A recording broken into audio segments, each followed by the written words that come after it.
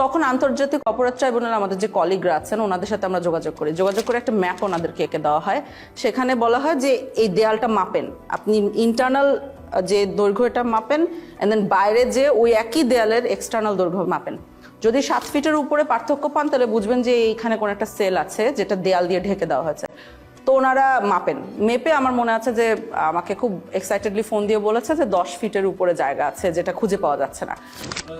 আমি আপনাকে এখানে দুটো দরজা ছিল, এই দরজা দিয়ে আমরা ঢুকতে আগ্রহী, যেটা আমরা চাই না সেটা হলো লিটারাল ওই যে মাঝখানে যেগুলো কিছুতে আধা থাকতেন। তো ওই যে জায়গাগুলোতে একটু তারতম্য দেখা যাচ্ছিল দেয়ালে, সেই জায়গাগুলোতে ছোট ছোট ফুটা করা হয় এরকম হাতুড়ি দিয়ে পিটিয়ে পিটিয়ে।